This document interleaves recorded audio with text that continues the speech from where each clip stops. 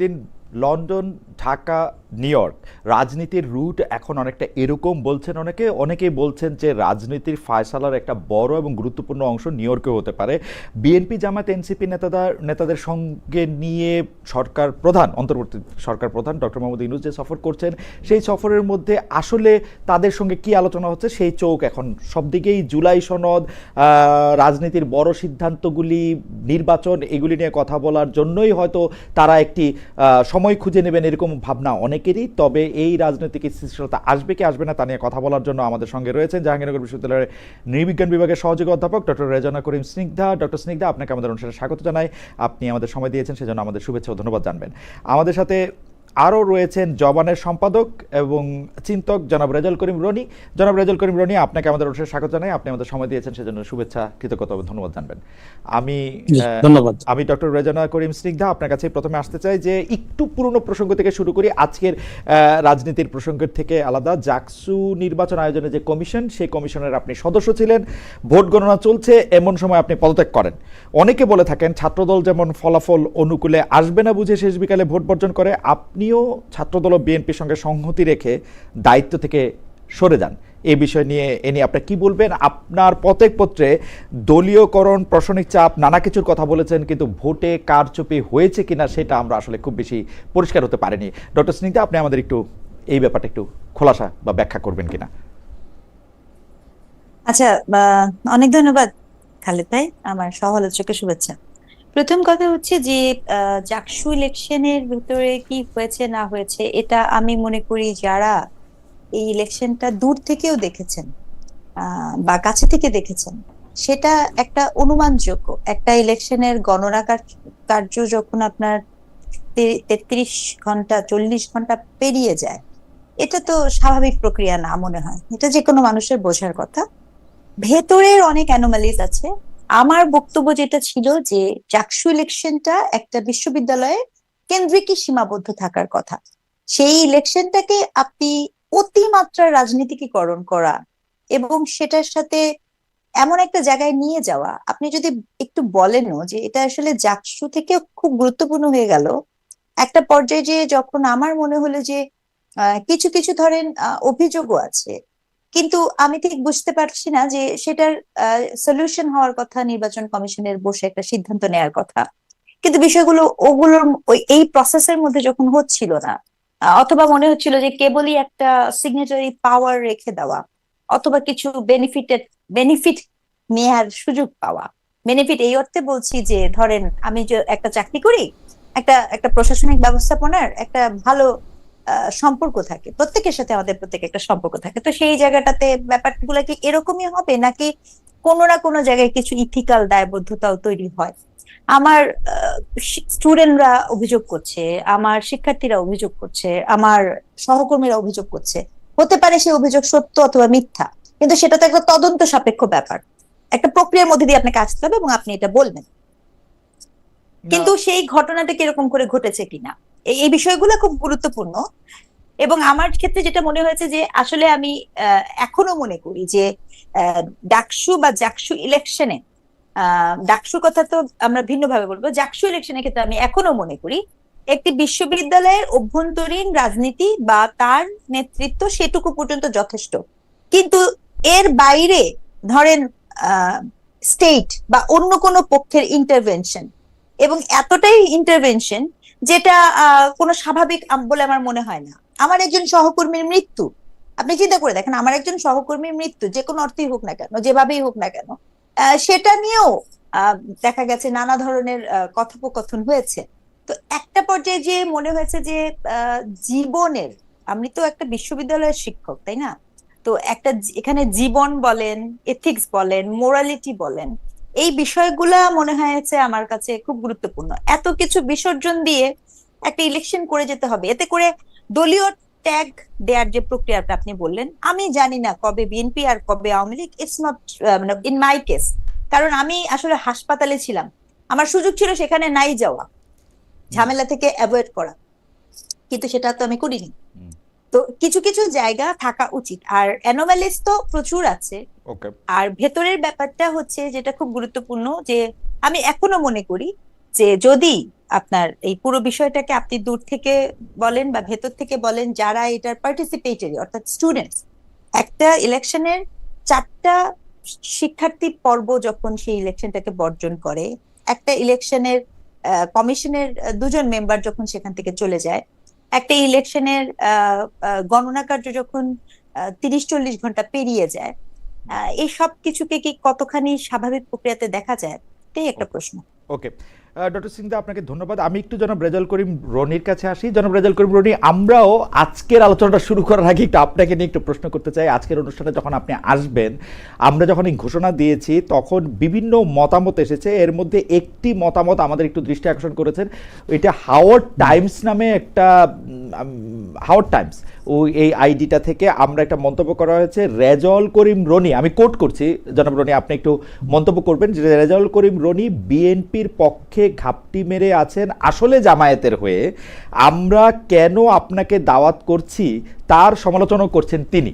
এখন আপনাকে আমরা দেখেছি যে আপনি সব সময় যদি আমি 7-8 বছরের কথাও বলি, আমি গত 7-8 বছর ধরে আপনি দীর্ঘদিন যাদেরকে আমরা ইসলামপন্থী বলছি তাদের রাজনৈতিক অধিকার নিয়ে আপনি সোচ্চার। আপনি একই সঙ্গে জামাতে ইসলামীকেও খুব নিষ্ঠুর এবং নির্দয়ভাবে সমালোচনাও করে থাকেন। আপনার অবস্থানটা নিয়ে যে এই কৌতূহল, সেইটা নিয়ে আমাদের আরেকটু পরিষ্কার করবেন কিনা। আপনি কি আসলে বিএনপির পারপাস সার্ভ করছেন, জামায়াতের পারপাস সার্ভ করছেন, বা আপনার রাজনৈতিক মতাদর্শটা যদি একটু বলেন, জনাব রেজাউল করিম রনি। জি ধন্যবাদ। যে যেখান থেকে আমাদের শুনছেন সবাইকে আমার সালাম এবং কৃতজ্ঞতা। এবং সবচেয়ে বিরক্তিকর কাজ হইলো নিজের পজিশন ব্যাখ্যা করা, যেহেতু আমি একজন রাইটার থিঙ্কার। আমি সকালে বিএনপি, বিকালে আপনার জামাত, রাতে এনসিপি, হ্যাঁ, আবার কোনো দলই না, এরকম হইতে পারে। দেখেন, বেসিক্যালি আমি যেটা, আমার যে ধারণাটা আমি বলতে চাই এখানে আমার পজিশনের ব্যাপারে, সেটা হলো আমি সবসময় ফোকাস রাখি পলিটিক্সটা কে করতেছে প্রপারলি, বাংলাদেশের স্বার্থকে প্রাধান্য দিয়ে এখানে পলিটিক্সটা কে করতেছে আমি তার আলোকে কথাবার্তা বলি, আমি দলের আলোকে কথাবার্তা বলি না। আর এখন যেটা হচ্ছে, হ্যাঁ, আমি যখন 13-14 সালে জামাত ইসলামের এই আপনার নেতাকর্মীদের যেভাবে ত্রুটিপূর্ণ বিচারিক প্রক্রিয়ায় হাসিনা যেটা বিচার নিয়ে রাজনীতি করার চেষ্টা করলো, তখন যখন আমি এটার সমালোচনা করলাম তখন কিন্তু আমাকে জামাতের দালাল বলা হয়েছে।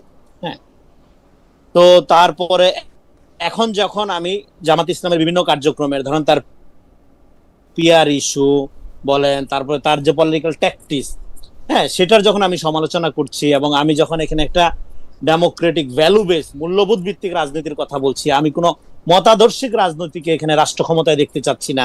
আমার প্রথম থেকে পজিশন সেটা ছিল যে রাষ্ট্র হবে ভ্যালু বেস, ইডিওলজি বা মতাদর্শ থাকবে সমাজে।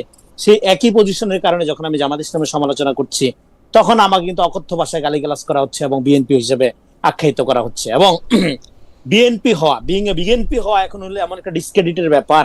ঠিক আওয়ামী লীগের আমলে যেরকম আপনার জামাত বিএনপি ট্যাগ করে আপনাকে এলিমিনেট করার একটা সংস্কৃতি ছিল, এখন কেউ যদি বিএনপি হয় তাহলে অ্যাজ ইফ তার আসলে কথা বলার কোনো রাইট থাকবে না, সে আপনার ভারতের দালাল হয়ে যাবে, রয়ের এজেন্ট হয়ে যাবে, এবং অবশ্যই ইসলাম বিরোধী হয়ে যাবে। এই যে ন্যারেশন, এই ন্যারেশনের বিরুদ্ধে আমি দাঁড়ানোর কারণে, হ্যাঁ, আমাকে যদি এখন বিএনপি পন্থী মনে হয় খুবই ভালো, কারণ আমি মনে করি এই মুহূর্তে বাংলাদেশকে সেভ করার জন্য একটা গণতান্ত্রিক, লিবারাল, ডেমোক্রেটিক, ভ্যালু বেসড মধ্যপন্থার রাজনীতি আমার লাগবে। সেটা বিএনপি করুক, এনসিপি করুক, গণসংহতি করুক, যে দলই করুক, তার সাথে তো আমার অ্যালাইন হবে, কাছাকাছি হবে। দেখেন, আমি অলওয়েজ ফোকাস দেই রাজনীতিতে, রাজনীতি এবং দল আলাদা করি। সো যে রাজনীতিটা আপনার প্রপোজ করবে যেই দল, এবং সেটা যদি আমার পজিশনের সাথে মিলে যায়, তখন আমাকে সেই দলের মনেই হইতে পারে। কিন্তু আবার আমি বলি, আচ্ছা একটু শেষ করি খালিদ ভাই এখানে। আবার আমি যদি ধরেন বিএনপি করিও, কি সমস্যা? ধরেন আমি বিএনপি করি, যারা অভিযোগ করছে, হ্যাঁ উনি, বা ধরেন আমি জামাত করি, সো হোয়াট, কি সমস্যা? একজন রাইটার অলওয়েজ ডেঞ্জারাস। সে যখন মিথ্যা বলে সে ডেঞ্জারাস, যে সে যখন সত্য বলে তখনও সে ডেঞ্জারাস। ফলে আমি কোন দল করি এটা ইম্যাটেরিয়াল আপনাদের জন্য, যারা দর্শক শ্রোতা বা আমার পাঠক, আপনারা যারা আমার কথা শুনবেন বা গুরুত্বপূর্ণ মনে করবেন, আমি কি খাই, কোন বাজার করি, হ্যাঁ, আমি কি বক্তব্য দিচ্ছি, আমি কোন পলিটিক্স করছি, সেটা জরুরি। জি জনাব রনি, আমরা আমাদের রাজনৈতিক দলগুলো, আপনি ঠিক জায়গায় এসেছেন। আমরা ডক্টর স্নিগ্ধার কাছে এটা জানতে চাইবো যে এখন ঘটনাটা হয়েছে কি, আপনি যদি নির্দিষ্ট একটা রাজনৈতিক দলের হয়ে নিজেকে পরিচয় দেন, তার ফলে আমরা যারা আপনাদের দেখি তাদের পক্ষে সুবিধা হয় ওই দলের অকাজ কুকাজগুলির দায় দায়িত্ব আপনাদের দেওয়ার। এখন সেগুলি আপনাকে দিতে পারতেছি না আমি, আবার আপনি খুব সুখ নিয়ে সবার সমালোচনা করে বেড়াইতেছেন, এটা একটা আমাদের কাছে একটু প্রবলেমেটিক মনে হয়। আপনি যদি বলতেন প্রবলেমেটিক হবে, কারণ হচ্ছে আমরা তো আপনাকে পাচ্ছি, আমরা তো আপনাকে সমালোচনা করতে পারতেছি না, আমরা আপনাকে সমালোচনা করতে পারতেছি না সেই অর্থে। ধরেন বিএনপির কুকর্মের দায় আপনাকে দিতে পারতেছি না, কারণ হচ্ছে আপনি তো বিএনপি করেন না। আবার জামাতের কুকর্মের দায় আপনাকে দিতে পারতেছি না, আপনি জামাত করেন না বইলে আপনি এবার বলতেছেন। আবার আপনি যদি ভিতরে ভিতরে করেন সেইটা আবার একটু প্রবলেমেটিক মনে হয় আর কি। মানে আমি ওই জায়গা থেকে বললাম, আমার কাছে মনে হয় না রনি আপনি কিন্তু ভিতরে ভিতরে করার কিছু নাই। আমি আপনাকে বলি, এই আবার একটা খুবই ভালো প্রশ্ন করছেন। আমি দেখেন এতদিন আমরা কি দেখছি, সমস্ত লোক আওয়ামী লীগ করতো কিন্তু নিরপেক্ষ বুদ্ধিজীবী, জাতির বিবেক হয়ে যেত আওয়ামী লীগ করার পরেও। আওয়ামী লীগ করার পরেও তার তো জাতির বিবেক হইতে কোনো সমস্যা হয় নাই, কারণ আমাদের মিডিয়াতে এটা গ্রহণযোগ্য ছিল, কালচারের মধ্যে এটা গ্রহণযোগ্য ছিল। ধরেন সুভাষ সিংহ রায় বুদ্ধিজীবী হিসাবে তো ইয়া হইতো, এবং তারা আওয়ামী লীগকে ডিফেন্ড করতে আমি একটু কারেকশন করি, সুভাষ সিংহ রায়কে একদম আওয়ামী লীগের লোকই ধারণা করে নেওয়া হয়েছে, তাকে কোনোদিন ধারণা করে নেওয়া হতো। ধরেন আনিসুজ্জামানকে আপনি কি একদম আওয়ামী লীগের লোক বলতে পারবেন? জাতির বিবেক, কিন্তু আওয়ামী লীগের পারপাস সার্ভ করতো না, সে করতো। হ্যাঁ, তার এরকম আছে, আপনি ধরেন সে আওয়ামী লীগ হইতো, তাতেও সমস্যা নাই। কিন্তু মুশকিলটা হইলো আমাদের এখানে, হ্যাঁ আপনি যেটা বলছেন এটা গুরুত্বপূর্ণ, যে তলে তলে করা, গোপনে করা না, গোপনে করার ব্যাপার না। আমার পজিশনটা পরিষ্কার, আমি বাংলাদেশপন্থী রাজনৈতিক চর্চা বিকাশের একজন থিঙ্কার রাইটার। আমার সমালোচনা করতে হবে দলের পয়েন্ট থেকে না, যে আমি বিএনপির পক্ষে কেন দালালি করছি, কেন জামাতের পক্ষে বা কেন এনসিপির পক্ষে, এই জায়গা থেকে না। আমার সমালোচনার পদ্ধতি পিওরলি মেথোডোলজিক্যাল, যে আমি যেমন ধরেন আমি বলতেছি যে রাষ্ট্র হবে ভ্যালু বেস, ইডিওলজি থাকবে সমাজে। একটু আগে বিরোধিতা করছে আমি জাহিদ ভাই বলছে কি এটা, জাহিদুর রহমান বলছে কি এটা একটা ইউটোপিয়ান আইডিয়া। তুমি আমার সমালোচনা করতেছেন না, রাইট? আমার সমালোচনা করা যাবে না তা না, সমালোচনা করা যাবে না, কিন্তু সেটা দলের লেন্স থেকে রনি আপনাকে একটু আটকাই, আপনার আমার অরিজিনাল প্রশ্ন আছে, কিন্তু আমি একটু ডক্টর সিংদার কাছে জিজ্ঞেস করি। ডক্টর সিংদা, আমার কাছে কিন্তু যদি আপনি বলেন যে থিসিস হিসাবে রনি সাহেবের কথাটা আমার খুব গুরুত্বপূর্ণ মনে হচ্ছে, যে উনি আসলে সমাজ চান যে এটা আসলে ভ্যালু বেসড হইতে পারে বা হবে, এইটা ওনার আকাঙ্ক্ষা, কিন্তু রাষ্ট্রকে তিনি ভ্যালু বা আইডিয়াল বেস চান না। আসলে ডক্টর জাহিদুর রহমানের কথা উনি বললেন, ডক্টর জাহিদুর রহমানও কিন্তু প্রায় সিমিলার কথা বলেন, কিন্তু কোথায় গিয়া মানে আবার এটা কনফ্রন্টেশন আমি জানি না। কিন্তু আপনার কাছে আপনার বর্তমান বাস্তবতা এটাকে বাস্তব বা মানে সম্ভব মনে হয় কিনা, যে রাষ্ট্র বা রাজনীতিকে আমরা ভ্যালু বা আইডিয়ালিজম থেকে একটু আলাদা করে রাখি, সেইটা আমরা ব্যক্তি জীবনে বা সমাজ জীবনে চর্চা করি? আপনি কিভাবে দেখেন এটা ডক্টর স্নিগ্ধা? খালেদ ভাই, দেখেন রাষ্ট্র ইটসেলফ একটা দমন এবং নিপীড়নমূলক প্রতিষ্ঠান। রাষ্ট্রের হিস্ট্রি, রাষ্ট্রের বিকাশ সবসময় একটা ভীষণ রকমের একটা কোয়ার্সিভ একটা পাওয়ার প্র্যাকটিসের জায়গা। আর রাষ্ট্রের এই কোয়ার্সিভ পাওয়ার প্র্যাকটিস সকল সময় কোনো না কোনো একটা ভ্যালুর উপরে নির্ভর করে কিন্তু হয়েছে, এটা একটা চর্চার অংশ। আপনি হিস্টোরিক্যালি যত রাষ্ট্রের ডেভেলপমেন্ট দেখবেন, প্রত্যেকটা রাষ্ট্রেই কিন্তু নানা ধরনের আপস এন্ড ডাউনস এর মধ্যে দিয়ে গেছে, এবং যেটার মূল থিম হিসেবে কাজ করেছে তার ভ্যালুর চর্চাটা। একটা পর্যায়ে যে রাষ্ট্র এটা হতে পারে, আমরা যদিও ভাবি আপনি এটা ইউটোপিয়ান চিন্তা, এটা আমারও মনে হয় এটা ইজ নট পসিবল। কারণ যে কোনো রাষ্ট্র তার যে বিকাশের যে ইতিহাস, সেই বিকাশের ইতিহাসটা তো একদিনে জাম্প আপ হবে না।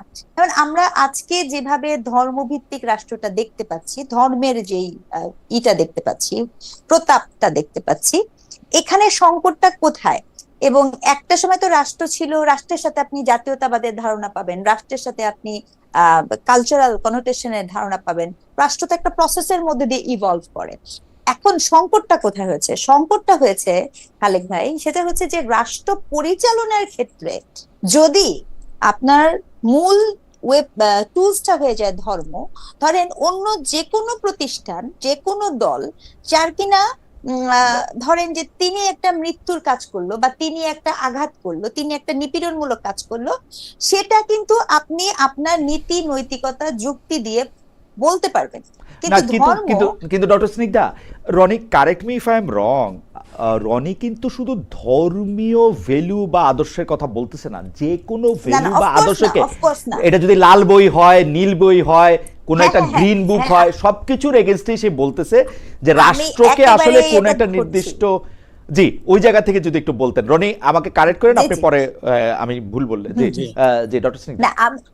আমি ধর্মের এক্সাম্পলটা দিয়েছি কেন, এটা তো খুব এখন ডমিনেন্ট সে কারণে, কিন্তু Okay. আমি আই ক্যান আন্ডারস্ট্যান্ড যখন আপনার রেড বুক আর্মি দিয়ে মাও সেতুং চীনকে করে, ওটাও তো একটা ভ্যালু বেসড, ওটারও তো একটা ভ্যালু আছে, রাইট রাইট সো ফ্যাক্ট হচ্ছে যে এই ভ্যালুর উপরে বেস করে যখনই আপনি রাষ্ট্রকে পরিচালনা করেন, তখন রাষ্ট্রের দমন এবং নিপীড়নমূলক হওয়ার সুযোগগুলা অনেক বেড়ে যায়। মানে এটা একটা দানবীয় আকার ধারণ করে যখন আপনি কোনো না কোনো পার্টিকুলার ভ্যালুর উপরে বেস করে একটা রাষ্ট্রকে পরিচালনা করেন। তো সেই জায়গাটা থেকে আমরা এক্সপেক্ট করতে পারি, এটা আমাদের এক্সপেকটেশন করতে পারি, কিন্তু প্রবলেম হচ্ছে বাংলাদেশ রাষ্ট্র ইন পার্টিকুলার তার ইনস্টিটিউশন, তার যে ইনস্টিটিউশন গুলো আছে সেই ইনস্টিটিউশন গুলো আনফরচুনেটলি নিয়ন্ত্রিত হচ্ছে ওকে কোনো না কোনো ভ্যালু। ওকে, এটা ইন্টারেস্টিং যে মানে বাংলাদেশ একটা মানে নিয়ন্ত্রিতই হচ্ছে যে এরকম একটা দিয়ে, এবং অন্যান্য রাষ্ট্রগুলির ক্ষেত্রে আমরা উদাহরণ দিতে পারি কিছু ইউরোপীয় দেশ বা কিছু মানে উন্নত বলতে আমরা যেগুলিকে অর্থনৈতিকভাবে উন্নত দেশগুলি ছাড়া। রনি, এই বিষয়ে কি আর কিছু বলবেন নাকি আমরা আজকে রাজনীতির প্রসঙ্গে আসবো? আমি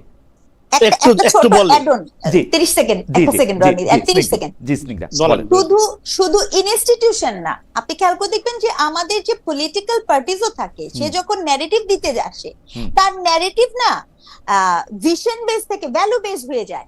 নো ম্যাটার হোয়াট, আপনি তো একটা ভ্যালুর উপরে বেস করে, কখনো আপনি মুক্তিযুদ্ধের ভ্যালুস, কখনো আপনার রিলিজিয়নের ভ্যালুস, কখনো আপনার কিন্তু খেয়াল করেছেন রনি এইটার এগেইনস্টেই বলতেছেন, কিন্তু আসলে মানে আমি যদি রনিকে বুঝে থাকি, হ্যাঁ হ্যাঁ, কিন্তু আমি আপনাকে দেখাচ্ছি, আপনি যদি দেখেন যে এই ভ্যালুটার উপরে তার পলিটিক্যাল পার্টি। ঠিক আছে, আমার মনে হয় ডক্টর স্নিগ্ধার প্রশ্ন আমি মোটামুটি বুঝতে পারছি যে এটা আসলে সম্ভব কিনা। রনি, যদি অল্প কথায় বলেন, আমরা এই তাত্ত্বিক আলোচনাটা আবার ভালো লাগতেছে, কিন্তু বাংলাদেশের রাজনীতি নিয়ে একটু কথা বলতে হবে আপনাদের দুজনকে যখন পাইছি। অসুবিধা নেই, আমি একদম মানে 2 মিনিটে শেষ করে দিচ্ছি। আমার বক্তব্যটা ছিল রাষ্ট্র হবে ভ্যালু বেসড, ইডিওলজি থাকবে সমাজে, মতাদর্শ থাকবে সমাজে। আপনি মুক্তিযুদ্ধের চেতনার পক্ষে বা বিপক্ষে কোনো সমস্যা নাই, আপনি সমাজে থাকেন, সমাজে আপনি ডিসকাসিভ বা আপনি আপনার বক্তব্যটা নিয়ে আপনি ঝগড়া করেন, হ্যাঁ, আর যার কাউন্টার মত আছে সে তার কাউন্টার মত হাজির করুক, কিন্তু রাষ্ট্র কোনো পার্টিকুলার ইডিওলজিকে সাবস্ক্রাইব করবে না, একটা ইডিওলজির আপনার ধরেন যে ধারক বাহক হবে না। রাষ্ট্র যেটা করবে ভ্যালু প্লুরালিজম করবে, তার কাছে ধরেন হিন্দু, মুসলিম, খ্রিস্টান সবার ভ্যালুটাই সংরক্ষিত থাকবে, হ্যাঁ, এবং সে জিজ্ঞেস করবে না তুমি মুক্তিযুদ্ধের পক্ষে না বিপক্ষে, রাষ্ট্র জিজ্ঞেস করবে তুমি তোমার অধিকার ঠিক মতো পাচ্ছ কি পাচ্ছ না, তুমি তোমার চিকিৎসা পাচ্ছ, স্বাস্থ্য সেবা ঠিক আছে তোমার, আমি তোমাকে আর কিভাবে সার্ভিস দিতে পারি, আর কিভাবে তোমার সুবিধা আমি দিতে পারি। কিন্তু আমাদের এখানে যেটা হচ্ছে, কিন্তু রনি আমি একটু মাঝখানে একটু জানতে চাই যে ধরেন রাষ্ট্র একটা আমরা মানে একটা নির্দিষ্ট দলকে বা একটা নির্দিষ্ট মতাদর্শকে মনে করলো এটা রাষ্ট্রের জন্য কল্যাণকর না বা রাষ্ট্রের জন্য মানে থ্রেটেনিং, তখন রাষ্ট্র তো ওইটা দিয়েই আসলে পরিচালিত হবে, এটা থেকে সে বাইর হবে কেমনে? ধরা যাক এখন যদি ইসলামপন্থী কেউ বাংলাদেশে আসে, যেমন আসছিল কেউ মুক্তিযুদ্ধের নাম করে এটা বলার জন্য, সে তো আইন বানাবে ওরকম, কাঠামো ওরকম করে তৈরি করবে, ইনস্টিটিউশন ওরকম করে তৈরি করবে, যেমনটা আমরা দেখছি। এইটারে কেমনে মানে এটা কেমনে সম্ভব হবে? এটার বাইরে এই জন্য আপনি এই পলিটিক্স অফ সেন্টিমেন্ট, আপনি সেটা মুক্তিযুদ্ধের নামেই করেন বা এক ধরনের ইসলামের একটা ব্যাখ্যার নামেই করেন, ইসলামের তো এখানে হাজার রকম ব্যাখ্যা আছে, একটা পলিটিক্যাল ইসলামের নামেই করেন বা হ্যাঁ, তো politics of sentiment is always dangerous, কারণ আমার সেন্টিমেন্ট আপনার চেয়ে আলাদা হইতেই পারে, তাই বলে কি আপনি আমাকে সমাজে থাকতে দিবেন না, আমি কি আমার অধিকার পাবো না? আমার কথাটা হইলে যখন রাষ্ট্র যদি ভ্যালু প্লুরালিটি করে, তখন এই সেন্টিমেন্ট, যার যেটা সেন্টিমেন্ট, এটা নিয়ে কোনো সমস্যা নাই। এই জন্য নাগরিক ভিত্তিক রাষ্ট্রের প্রস্তাবনা যেটা আমরা বলতেছি, সেটা হলো যে এখানে জেনজি জেনারেশন যে জায়গা থেকে আপনার হ্যাঁ তারা একটা রাষ্ট্রকে দেখতে চায়, সে দেখতে চায় সে কি বিশ্বাস করে না বিশ্বাস করে এটা নিয়ে কেউ মাথা ঘামাবে না, তার অধিকারটা এনশিওর করবে। নাগরিক ভিত্তিক অধিকার এনশিওর করার জন্য রাষ্ট্রকে অবশ্যই ভ্যালু বেসড হতে হবে, ভ্যালু প্লুরালিটি করতে হবে। সেটা যখনই একটা ইডিওলজির সাবস্ক্রিপশন করবে, একটা ইডিওলজির সাপেক্ষে দেখবে, তখন একটা ইডিওলজির সাপেক্ষে বাকিদেরকে সেই দ্রুত ইলিমিনেট করবে, বাকিদেরকে দ্রুত সে হত্যাযোগ্য করে তুলবে। এটা আমরা তো দেখছি। আপনি ধরেন একটা বাচ্চা ছেলে, তাকে রাজাকার বলে কুপায়া মারতেছে, এটা এই আলোচনা আপনার সাথে আমি বহুবার করছি।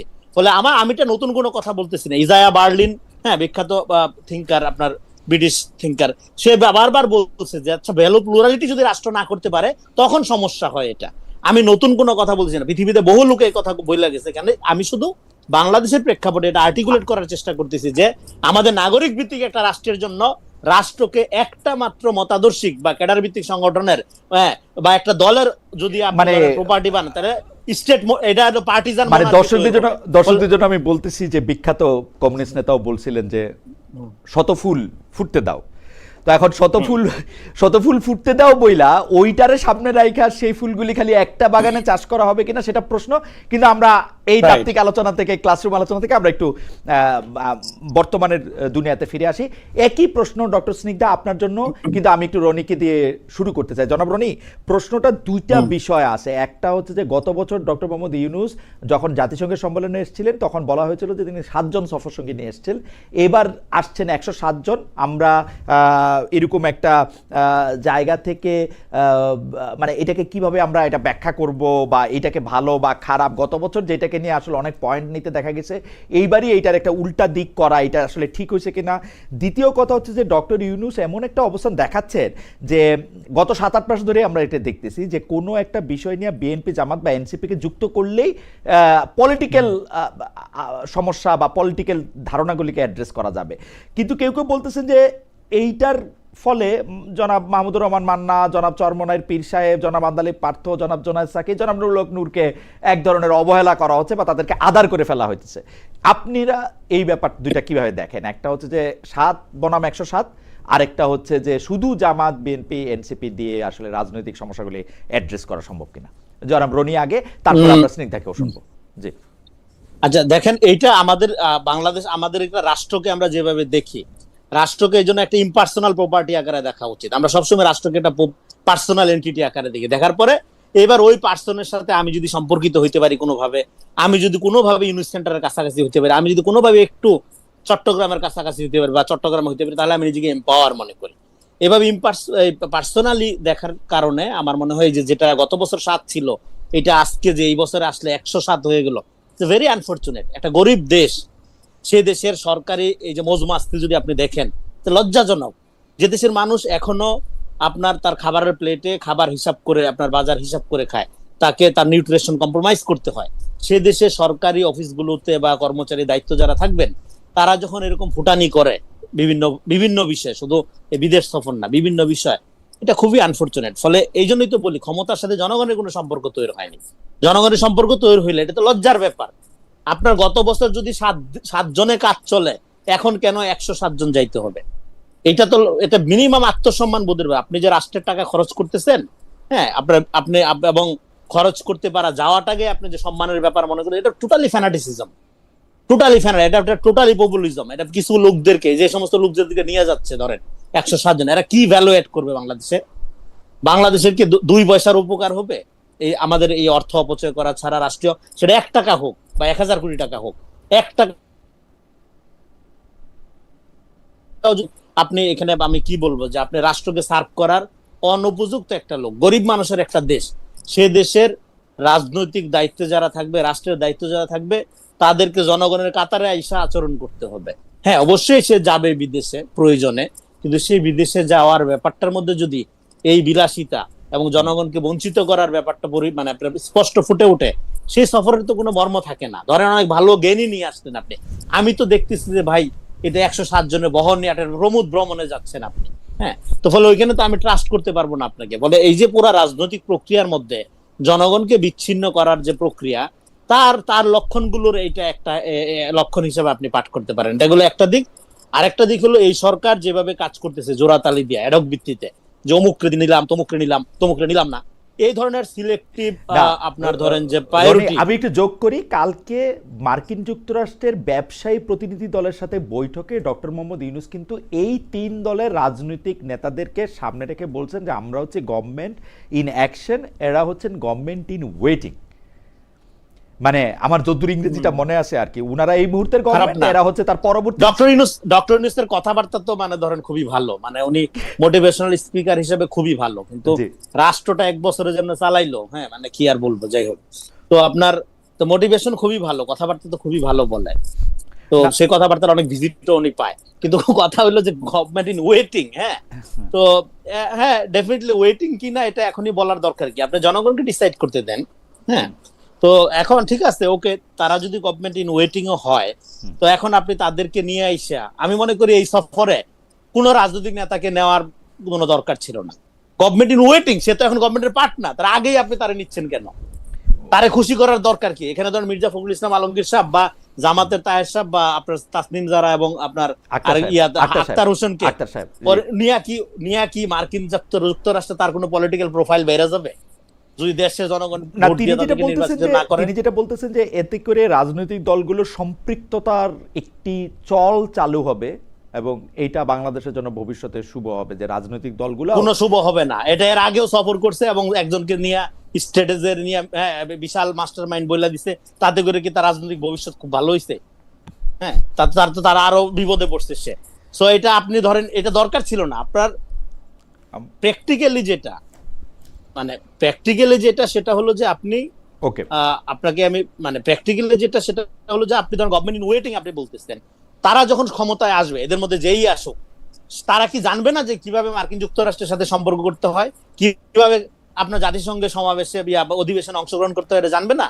ওকে, জানার এটা কি খুব রকেট সায়েন্স? আমার মনে হয় জনাব রনি আপনাকে ধন্যবাদ। আমি একটু ডক্টর স্নিগ্ধাকে এই বিষয়ে জানতে চাইবো যে ডক্টর রেজানা করিম স্নিগ্ধা, আপনি একটু বলবেন যে আমাদের দুটো বিষয়, একটা বিষয় হচ্ছে যে মানে 7 বনাম 107 জন সফর সঙ্গী, আরেকটা হচ্ছে যে ডক্টর মোহাম্মদ ইউনূস বিএনপি, জামায়াত এবং এনসিপিকে যুক্ত করলেই মনে করছেন যে রাজনৈতিক যে ইস্যুগুলি সেগুলি অ্যাড্রেস করা যাচ্ছে। এই দুটো বিষয় নিয়ে আপনার একটা মন্তব্য শুনুন।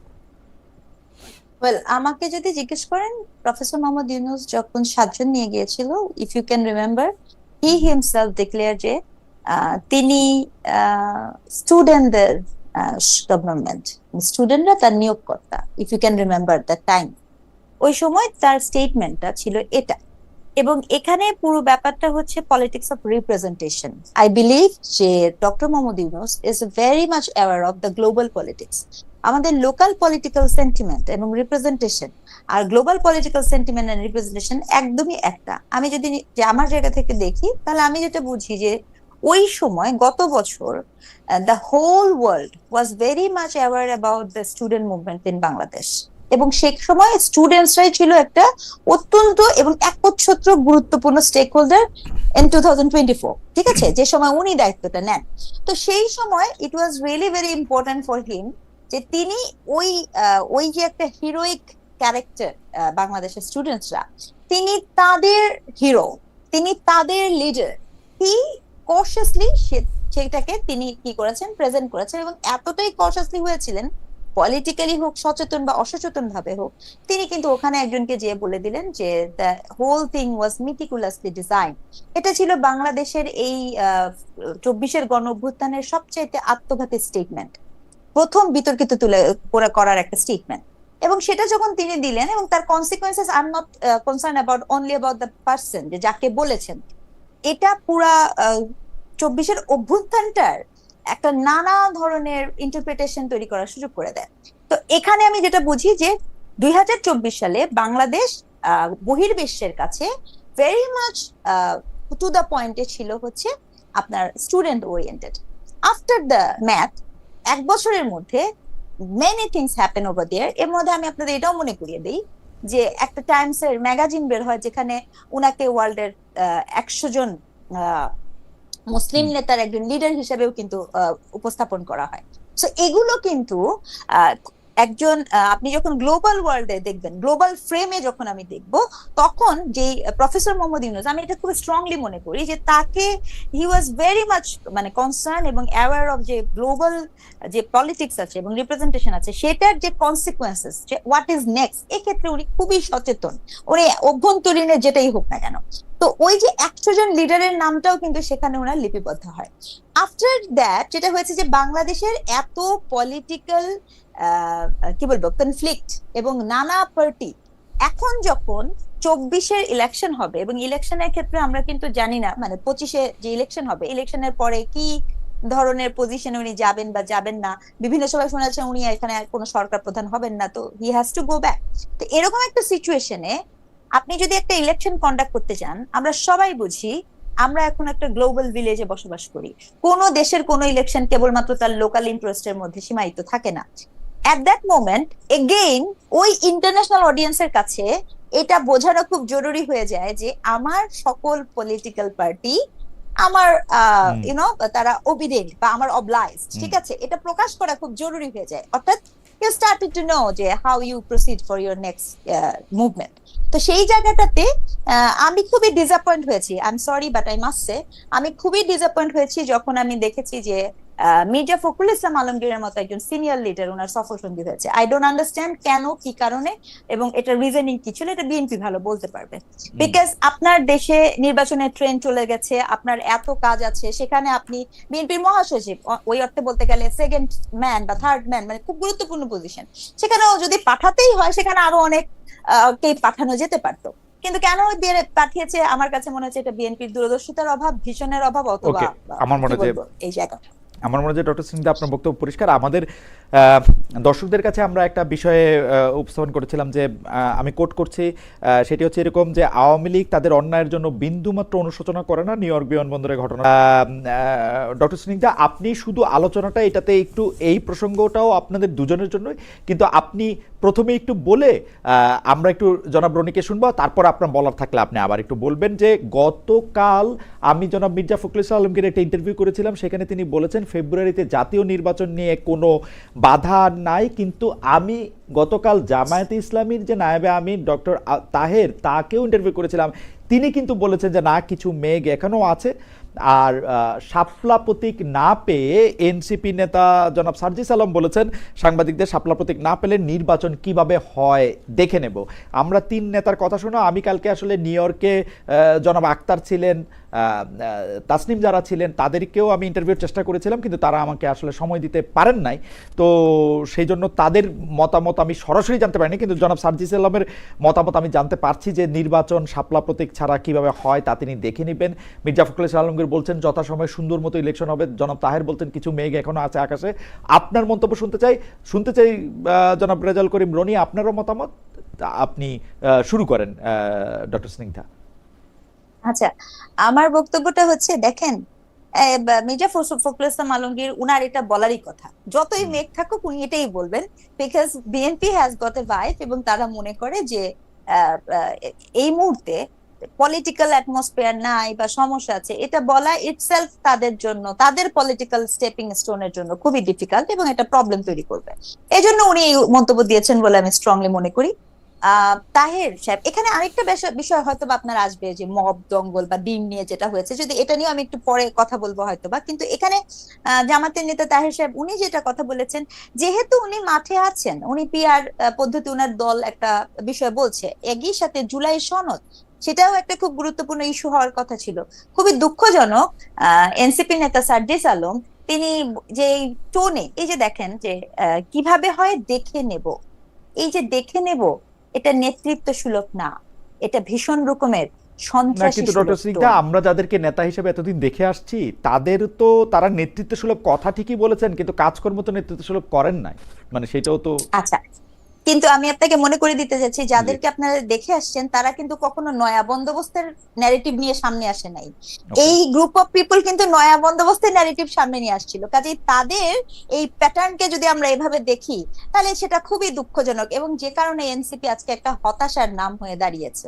এই বিষয়গুলো, এই যে ছোট ছোট ক্ষুদ্র ক্ষুদ্র ভুল, এটা আসলে কোনোভাবেই কামনীয় না। কাউকে দেখে নেওয়া কোনো নেতৃত্ব সুলভ আচরণ না, কাউকে দেখে নেওয়া একটা হুমকি সুলভ এবং থ্রেটেনিং একটা। আর জামায়াত ইসলামের নেতা যে মনে করছেন কিছু মেঘ এখনো আছে, সেটা নিয়ে আপনি কি মনে? জামাত ইসলামের নেতা তিনি বলেছেন, দেখেন আমি জামাতকে বেরিয়ে কি বলবো, তারা অনেক সুন্দর মিষ্টি মিষ্টি কথা বলা শিখেছেন, and I really do appreciate it. আকাশে অনেক মেঘ জমেছে, মেঘ কেটে গেলে আবার বৃষ্টি হলে পরে সবকিছু ঠিক হয়ে যাবে, যদি সুবিধা মতো সবকিছু আমার হয়। এটাই তাদের পলিটিক্যাল স্ট্যান্ড, কারণ এটাই বোঝা যাচ্ছে, কারণ উনিই তো বলছেন, ওনারা কিন্তু এরকম কিছু বলেননি যে যদি এটা না হয় তাহলে আমরা যাব না, আমরা করব না। বিকজ আপনি এবং এই বাংলাদেশে এই মুহূর্তে আপনি ডিসি অফিস যান, সচিবালয়ে যান, আপনি বিভিন্ন মন্ত্রণালয়ে যান, বিভিন্ন জায়গায় উনাদের সমর্থক অথবা উনাদের সমর্থিত দলের লোকজন ভীষণ ভাবে ক্ষমতায়িত, ঠিক আছে?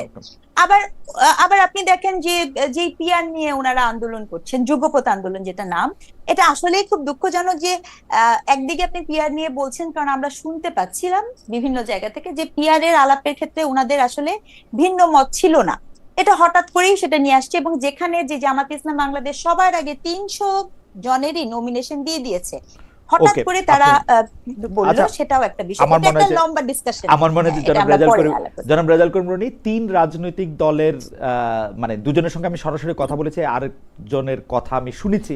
আপনার বিশ্লেষণ আমরা একটু শুনতে চাইবো যে কোনো বাধা নেই, কিছু মেঘ আছে, নির্বাচন কেমনে হচ্ছে দেখে নিব। দেখেন 3-4 মাস আগে নির্বাচনের কথা বাংলাদেশে বলাটা একটা জঘন্য গর্হিত পাপ, অপরাধ ছিল। হ্যাঁ, জুলাইয়ের গাদ্দার নির্বাচন চাচ্ছে, এরকম একটা ব্যাপার ছিল। তখন আমি বলছিলাম, দেখেন, নির্বাচনবিহীন বা ভোটবিহীন ক্ষমতা একটা হাসিনার মডেল। সে যত দক্ষ যোগ্য লোকই হোক, সেইটার দেখেন না, জন্যই তো বলছিল 5 সেইটার জন্যই বছর। তো লোকে আপনাকে বিএনপি ভাবে। হ্যাঁ, তো এখন বিএনপি ভাবলে আমি কি করব ভাই? হ্যাঁ, এখন এখন আপনি ধরেন 5 বছর চাই, 10 বছর চাই, আর ভাই তুই চাও আর কি, হাসিনাও তো বলতে 41 সাল পর্যন্ত থাকবো, তাহলে এটার সাথে এটার তফাৎ কি? এই জন্য সমাজের ফ্যাসিবাদের পতন হয়েছে, মানে হাসিনা চলে গেছে, কিন্তু এই যে কাঠামোটা, এটা একইভাবে রয়ে গেছে। সেই কাঠামো ব্যবহার করে অন্যরা ভিন্ন নামে, অন্যরা ভিন্ন মোড়কে এই রাজনীতি আবার ফেরত আনার চেষ্টা করছে। ঠিক এই কাঠামো, যেহেতু সমাজে এই কাঠামোটা রয়ে গেছে, তো এটা তো আমাদের ধরেন সমাজ বিজ্ঞানের ছাত্র হিসাবে, একজন রাইটার হিসাবে, তো এটা আমি বুঝা যাই না, চোখের সামনে দেখে আমি তো মিথ্যা কথা বলতে পারি না। ফলে সেটা জামাতের বিরুদ্ধে গেলে আমার তো কিছু করার নাই, সেটা বিএনপির বিরুদ্ধে গেলে আমার তো কিছু করার নাই, আমার তো এটা করতে হবে, বা বিএনপির পক্ষে গেলে কোনো পয়েন্টে সেটা আমার করতে হবে।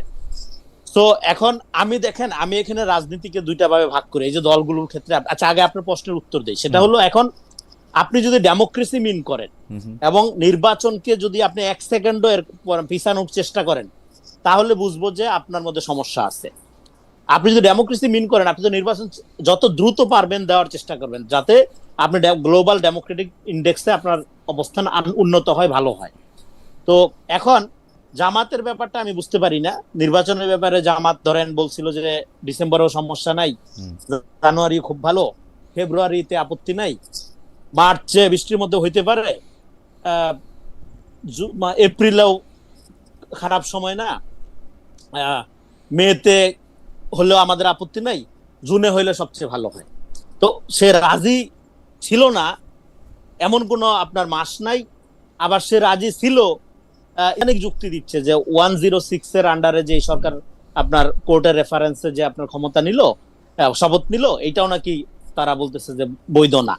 তো এটা যদি বৈধ না হয়, তাহলে এই সরকারের আমলে যে আপনার তার যে নিষিদ্ধ করার আদেশটা উঠায় নিল, সেটা তাহলে কিভাবে বৈধ হবে সেটা তো আমি জানি না। তারপরে হলো যে আপনার ধরেন মানে তারা মনে করছে জুলাই সনদের আইনি ভিত্তি লাগবে। তাহলে এই সরকার যদি বৈধ হয়, এই সরকারের প্রণীত কমিশন যদি বৈধ হয়, তাহলে আলাদা করে আবার এটার আইনি ভিত্তি কিভাবে দেয়? পুরা জিনিসটাই তো লিগ্যাল ফ্রেমওয়ার্কের মধ্যেই হচ্ছে, পুরাটা জিনিসটাই তো লিগ্যাল। তার মানে কি, আপনি আপনার পলিটিক্সটা পরিষ্কার না। এই জন্য আমি বলি যে এই দলটা সবসময় pro establishment anti nation politics করে। এই কারণে তার মধ্যে প্রচুর কন্ট্রাডিকশন আপনি দেখতে পাবেন এখন। আর এনসিবির ক্ষেত্রে, এনসিবি যখন সার্জিস আলম যখন বলতেছে যে নির্বাচন কিভাবে হয় আমি দেখে নিব, তখন যেটা হয়, এখানে যে রাজনীতির মধ্যে একটা ফতেল্লা গুলেন মডেল চলতেছে, চালাকি, যে আপনি বিভিন্ন দোকান খুলবেন, হ্যাঁ, কোকা কোলার মতো কোক খান, পেপসি খান, ফান্ডা খান, যাই খান, অসুবিধা নাই, সব মূলধন আমার এখানে এসে চলবে, এই সন্দেহ ঘনীভূত হয়। হ্যাঁ, আমি এটা আর বিস্তারিত ব্যাখ্যা করছি না, আপনি বুঝতে পারছেন, তো দর্শকরা বুঝতে পারছে। ফলে আমাদের এখানে যেটা হচ্ছে, আমার কনসার্নটা হলো ক্ষমতার সাথে জনগণের সম্পর্ক কায়েম করতে হবে। আপনি ধৈর্যই নিচ্ছেন জনগণ আপনাকে ম্যান্ডেট দিচ্ছে, আপনি ধৈর্যই নিচ্ছেন অভ্যুত্থানই আপনার ম্যান্ডেট। নো, অভ্যুত্থান আপনার ম্যান্ডেট না। যে কারণে রাজনীতির ব্যাপারে জামাতের পজিশন একরকম, বিএনপির পজিশন একরকম, এনসিবির পজিশন একরকম, কিন্তু প্রত্যেকে আবার অভ্যুত্থানের ফোর্স। ফলে আপনার কন্ট্রাডিকশন তো এটাই। আমার এই লজিক যদি আপনি দেখেন, আমার এই যুক্তিটা যদি আপনি শুধু মনোযোগ দিয়ে শোনেন, আপনি যে ধরে নিচ্ছেন এই অভ্যুত্থান আপনার ম্যান্ডেট, কিভাবে ম্যান্ডেট? তাহলে তিন দলের 3 রকম পজিশন কেন? অন্য দলের কথা বাদই দিলাম, বড় 3টার কথাই যদি বলি, তার মানে এটাকে ম্যান্ডেট ধরে নেওয়া, এটা হাসিনা যেরকম ধরে নিত সে যা করবে গণতন্ত্র, একই ব্যাপার। এটাকে আপনি ম্যান্ডেট ধরে নিতে, রিয়েলি ম্যান্ডেটের জন্য জনগণের কাছে যাইতে হবে আপনার। তো বলে আপনি এখানে যে রাজনীতিটা এখানে করার চেষ্টা করা হচ্ছে, এখন ধরেন এই যে চারদিকে চাঁদাবাজ, তারপরে এই যে স্নিগ্ধা আপু বললো যে প্রশাসনের গুরুত্বপূর্ণ জায়গায় তারা দখল করে রাখছে, তাহলে এখন যারা ছলে বলে কৌশলে নানা শর্তের বেড়াজালে নির্বাচন পিছায় ক্ষমতায় থাকতে চায়, তাদেরকে এই জননিরাপত্তাহীনতা, এই অস্থিরতা, এই চাঁদাবাজি এগুলোর দায় নিতে হবে। এখন তাহলে ধরেন নতুন করে যদি নির্বাচন হয়, নির্বাচন হওয়ার পর নতুন সরকার আসে, তাহলে এই যে যারা এখন চাঁদাবাজি করতেছে, বিভিন্ন জায়গায় দখল করতেছে, ক্ষমতার মধ্যে আছে, তারা তো এই সুবিধাটা পাবে না। বলে তাহলে তারাই নির্বাচন চায় না যারা এখন চাঁদাবাজিতে মগ্ন, এটা যেই দলই হোক সেটা। আমি তো এই লজিক খেলতেই পারি এখন, তাই না? তাহলে না ঠিক আছে, আপনার লজিক ঠিক আছে। আমি একটু দর্শকদের মতামত দেখছিলাম, আমার পরবর্তী প্রসঙ্গে যাওয়ার আগে একটু দর্শকদের মতামত পড়ি। শিরিনা আক্তার তিনি বলছেন, হায় আল্লাহ খালেদ, এখন কথা বের হয় না, হাসনা তার সার্জিসের অনুমতি নিয়ে লোক ডাকতে হয়। এম ইব্রাহিমকে উনি বলছেন, উনি বেশ কয়েকটা মতামত পাঠিয়েছেন, আমি দুটি পড়ি। খালেদ ভাই, আওয়ামী লীগের নেতারা আপনার প্রোগ্রামে আসতে ভয় পেত, কিন্তু এখন আর কেউ ভয় পায় না, কারণটা বলবেন কি? তিনি আরও বলেছেন, খালেদ ভাই, আওয়ামী লীগের আমলে আপনাকে খুব বেয়াদব মনে হতো, কিন্তু এখন আর মনে হচ্ছে না, কারণটা বলবেন কি? আমি কারণ জানি না ভাই, আপনি কারণ বলতে পারবেন। আর মোহাম্মদ হাবিবুর রহমান উনি বলছেন, বড় ভাই দুজনেই বিএনপি পন্থী বুদ্ধিজীবী। যাই হোক, খুবই ভালো ভালো মতামত আসছে। আমি একটু পরবর্তী প্রসঙ্গে যাই। এইটা আমি রনি আপনার কাছ থেকে প্রসঙ্গটা শুরু করতে চাই। স্নিগ্ধা আপনার পরে এই ব্যাপারটা নিয়ে একটু আলোকপাত করবেন। সেটা হচ্ছে যে অনেকেই বলতেছেন, বিশেষ করে ডাকসু আর জাকসু হওয়ার পরে বিএনপি যে একটু ডান ধারার মধ্যপন্থা ছেড়ে মানে বাম ধারার মধ্যপন্থায় হেঁটেছিল, মানে সেইটা মুক্তিযুদ্ধ নিয়ে বা অন্যান্য অনেক বিষয় নিয়ে তাদের মতামতের ক্ষেত্রে তাদের নেতাদের কথা যেটা প্রতিফলিত হইতেছিল, সেটা ফেল করছে। আপনার কাছেও সেরকম মনে হয় কিনা? এবং সেই ক্ষেত্রে বিএনপির জন্য রাইট পথ এখন আরেকটু ডানে ঘেঁষে যাওয়া ঠিক হবে কিনা? অর্থাৎ বিএনপির উপরে সবচেয়ে বড় যে অভিযোগটা লাগানো হয়েছিল যে বিএনপি আওয়ামী লীগের ভাষায় কথা বলতেছে, এইটাকে আপনারা আসলে কিভাবে বিশ্লেষণ করেন? আমি প্রথমে একটু রনিকে শুনবো। রনি, একটু অল্প কথা বললে ভালো হয়, কারণ আরো কয়েকটা প্রসঙ্গ আছে। আমি আসলে টাইম ম্যানেজমেন্টে ফেল করছি একদম দ্রুত যাচ্ছি আমি। প্রথম কথা হলো, এখানে যেটা বলা হচ্ছে, দেখেন, বিএনপি পন্থী বুদ্ধিজীবী অমুককে এই যে ট্যাগিংটা করা, আপনার এখন এখানে এমন একটা পরিবেশ তৈরি হয়েছে যে আপনি নীরব থাকতে পারবেন না, জামাতের সমালোচনা করতে পারবেন না, শুধুমাত্র জামাতের প্রশংসা করতে হবে। প্রশংসা করলে আপনি নিরপেক্ষ, আপনি ঠিক আছেন। এই যে ফ্যানাটিসিজম, এই যে পপুলিজম তৈরি করা হয়েছে, এটা ফ্যাসিবাদের প্রথম লক্ষণ, প্রাইমারি লক্ষণ। এটা যদি এখনই যদি আমরা এটা ব্যাপারে ক্রিটিক্যাল না হই, সমালোচনা না করি, এটা যখন এটা একদম আওয়ামী লীগের চেয়ে ডেঞ্জারাস জায়গায় চলে যাবে। আপনি ডেফিনেটলি আপনার সমালোচনা সহ্য করতে হবে। জামাতের সবকিছু ভালো এটা মনে করার কোনো কারণ নাই, আবার সবকিছু খারাপ এটাও বলা যাবে না। তো আপনাকে এই টলারেন্সে, দেখেন, ডেমোক্রেসি সেকেন্ড, টলারেন্সি ফার্স্ট, এটা আপনাকে অর্জন করতে হবে। এটা একটা। আরেকটা হলো, আপনি তখন যেটা বলতেছিলেন খালেদ ভাই, মানে দেখেন, মানে বাংলাদেশের জন্য এটা খুবই দুর্ভাগ্যের ব্যাপার যে আমরা পলিটিক্যালি এমন একটা জায়গায় আছি, সেখানে সবাই যার যার দলীয় স্বার্থটাকে আগে মাথায় রেখে তারপরে আমরা রাজনীতিটা সেট করি। এখন বাংলাদেশে যেটা হলো, একটা জাতীয় স্বার্থের রাজনীতি করতে হবে। এখানে দলীয় স্বার্থের রাজনীতি করে আপনি সুবিধা করতে পারবেন না। আপনি এখনই যদি মনে করেন যে আপনি ক্ষমতাকে ছলে বলে কৌশলে ঘুরাই ফেলবেন, হ্যাঁ, এবং যেখানে আমি যেটা বলতেছি, এখানে ফ্যাসিবাদের একটা কাঠামো অটুট রয়ে গেছে, এই জন্য আমি এটা বলতেছি লেট ফ্যাসিজমের মধ্যে আমরা আছি, ফ্যাসিজম উইদাউট শেখ হাসিনা। ফলে এই কাঠামোটাকে ব্যবহার করে ডানপন্থা বামপন্থা সমাজকে ডিভাইড করে এখানে একটা মধ্যপন্থী ডেমোক্রেটিক ধারাকে আন্ডারমাইন করা, এটা দুই তরফ থেকে করা হচ্ছে। এটা বামদের দিক থেকে করা হচ্ছে একভাবে, ডান দিক থেকে করা হচ্ছে। তো এই জন্য বিএনপি ডানো না বামও না, বিএনপি মধ্যপন্থী। এই জন্য বিএনপিকে ভ্যালু বেসড হইতো। বিএনপি কি? বিএনপিকে আমি বলি সব দলের পার্টি। এখানে ডানপন্থী আছে, বামপন্থী আছে, মধ্যপন্থী আছে, সাধু আছে, চোর আছে, বাটপার আছে, হ্যাঁ, সাদাবাজ আছে, আপনার গৃহিণী আছে, সবাই আছে। এই যে আমার মনে হয় এই জায়গাটা আপনি একটু থামাই, যে বিএনপি সব দলের পার্টি। আমরা একটু ডক্টর স্নিগ্ধার কথা শুনি। একজন দর্শকের মতামত আমরা একটু বলে রাখি। সৌরভ ওনার নাম, উনি বলছেন যে বিএনপি পন্থী ডাকলে অফেন্ডেড কেন হচ্ছেন, বায়াস হবেন, আর মানুষ ফাইন্ড আউট করলে ট্যাগিং বলবেন। রনি, এটা আপনি পরে জামাতপন্থী তো বলেন নাই কখনো খালেদ ভাই। আমি বলি, যখন আমি জামাতের পক্ষে কথা বলতাম তখন আপনারা তো আমাকে জামাতপন্থী বলেন নাই। কেউ কেউ হয়তো শুধু আওয়ামী লীগ বলছে জামাতপন্থী, আওয়ামী লীগ বলছে জামাত। আচ্ছা, ঠিক আছে, আওয়ামী লীগ বলছে জামাতপন্থী এবং অকথ্য ভাষায় গালাগালি করছে। আমি খালেদ ভাই এখানে শেষ করে দেই, একটা সেকেন্ড একটা সময় দেই। সেটা হলো, ফলে এখানে যেটা হচ্ছে, এই যে পন্থার মধ্য দিয়ে বিভাজন বা ডানপন্থা বামপন্থা, এবং হ্যাঁ, এখানে বাংলাদেশে বামপন্থার রাজনীতি নিয়ে এর আগের শোতে আমরা আলোচনা করছি। এটার কোনো মেরিট এখন আর বাংলাদেশে এক্সিস্ট করে না। কিন্তু এখানে ডানপন্থা বইলে কিছু নেই। আমি আপনাকে স্পষ্টভাবে বলি, এখানে আছে একটা ফ্যানাটিসিজম, যে ফ্যানাটিসিজমটা একটা পপুলিজমের হাইপের মধ্য দিয়ে একটা আল্টা ফ্যাসিজম হিসেবে, আল্টা ফ্যাসিস্ট হিসেবে সমাজে হাজির হওয়ার চেষ্টা করছে। এবং তাদের সমালোচনা করলেই আপনার চরিত্র হনন করার চেষ্টা করাচ্ছে। এবং এখানে আমি বলি বিএনপি জামাতের ক্ষেত্রে রাজনীতিটা আপনাকে পরিষ্কার করে বলে দিই, জামাতকে আমি কোনো ন্যাশনাল পলিটিক্যাল পার্টি মনে করি না, জামাতকে আমি মনে করি মোর সোশিও পলিটিক্যাল পার্টি। এবং এখানে ন্যাশনাল পলিটিক্যাল পার্টি হলো ওই যে সব দলের দল যেখানে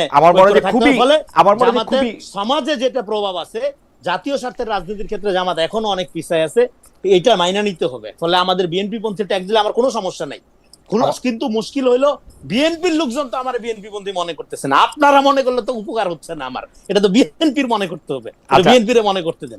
আমি একটু ডক্টর সিংদার কাছে যেতে চাই। ডক্টর সিংদা, একটা তো প্রসঙ্গ আছেই যে মানে বিএনপি মধ্যপন্থা থেকে বাম দিকে না যায়, এখন আবার ডান দিকে যাবে কিনা।